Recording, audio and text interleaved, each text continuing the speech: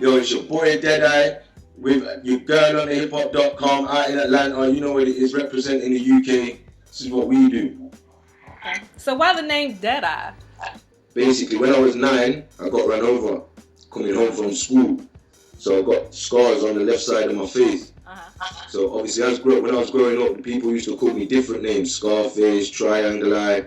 And then when I got to about 16, I was given the nickname Deadeye. And that kind of stuck with me. And then obviously, as I've been making my music, I call myself the Deadeye. So tell me what it's like growing up in the UK. Where you from? I'm from Leicester, so it's just a little bit outside of London. It's like an hour away from London. Okay. So I suppose the life is the same as everywhere else, really. People think just because you're from a different country that the life's going to be different. Everyone struggles when you struggle. Where there's poverty, there's poverty. It don't matter where you are or where you're from. So I've probably grown up the same way as everybody else. But being from outside of London and being on the music, it's been harder to break through. So Mr. Plays kind of gave me that bridge to London. So London are taking note now. And then obviously we're over here making noise. So it's just more progression, more progression, more progression. Coming from UK being a rapper, what's the difference that you notice between the cultures? Over here, the hip hop culture is very big, and the DJs support it, the radio support it. It's a lifestyle out here. Whereas the UK hip hop scene, it's kind of seen as a rebellious scene. It's not mainstream. Like the UK music genres grime, or you've got pop stars, or you've got the indie music, you got your rock and roll people. There's not really a big UK hip hop scene. I think that's why a lot of UK hip hop artists want to come to America, want to try and be heard in America. But because a lot of the UK rappers just sound the same, and they sound like they've got that same style, it's been hard for them. And it's like, I think being in Atlanta, or even the people that I've met, they've said, yeah, you got a different sound. And I think that's because I'm not from London. So I'm like a country boy in the UK. So I've got my own sound, which is similar to the Atlanta sound. So when I've been in the studio with Grady and Bags and Mika, I've been able to just gel. It's just natural.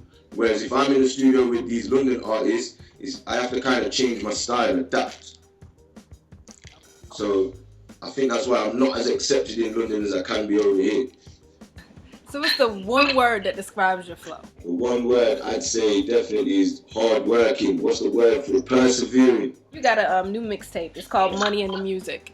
So who worked with you on that? Obviously I came up with everything. All I've got on there really collaboration wise is one singer called Abby Audio.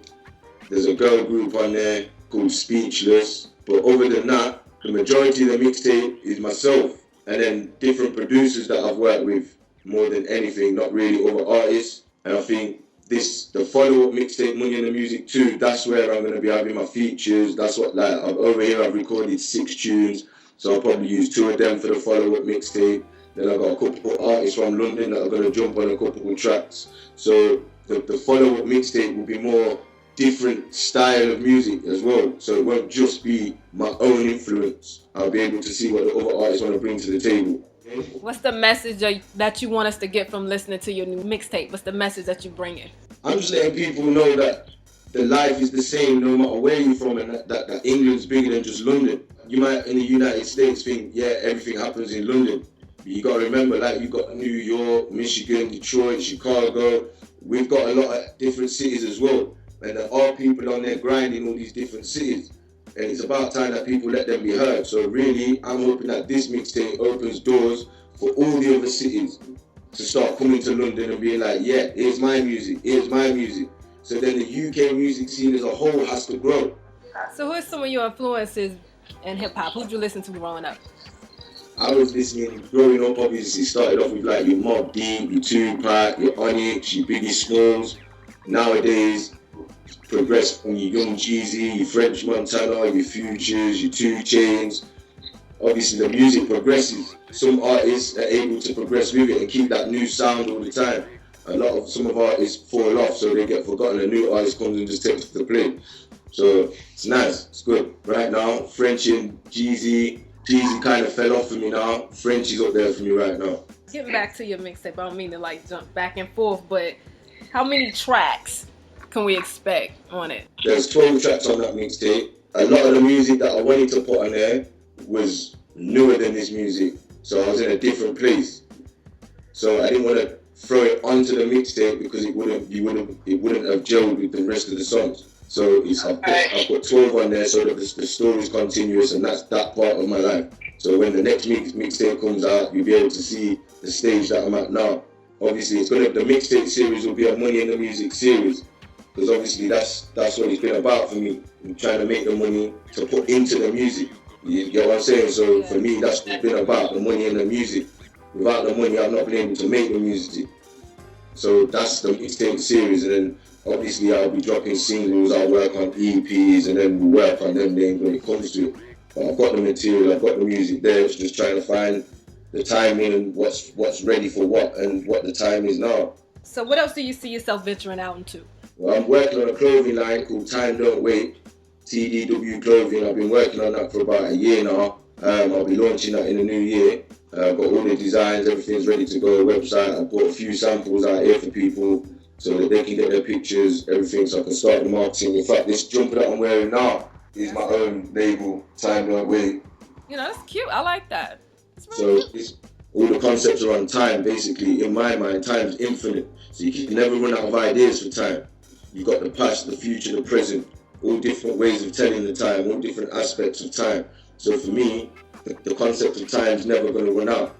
But there's always been a saying, time don't wait. So that's where the name of the clothing came for me. Time don't wait, and obviously the concept. So it's not just the music that we're doing, trying to build other businesses as well at the side. It's a brand. It's a brand. Yeah. All right. So what's the relationship between you and Mr. Play? Well, basically, when I first got on the music properly, I wanted to build a movement in the Midlands. So I got a couple of the other younger artists from around the way, made them jump on a mixtape with me, and Mr. Play hosted it. That was called The Definition of Family Volume 1. Now that did 22,000 downloads. But the other artists that had got involved, they weren't fully committed to the music. Now, I'm not their manager, I'm not their agent. So it's not my position to keep hounding them and making them want to make music. They should want to make music because they want to make music, not because they expect anything from it. So they kind of fell off. I've always carried on. So when I was ready to release my solo mixtape, I reached out to Mr. Play again. I'm like, yo, I'm looking to release my mixtape. I want you to host it. Then he was like, yeah, that's not a problem. But then I was like, but I don't just want to release my mixtape and nobody in London cares about it. So I want to come and meet you, sit down and come up with a plan of how we can make it work properly. So we had a meeting, we came up with a few different ideas, platforms, how we can push it, Grind Daily, Link Up TV, and then we was like, we'll hold an event. Now he'd already been in Atlanta, so we had the connections with Sharrock Boy Bonds and all of that. So we're putting on a Sharrock party in the UK.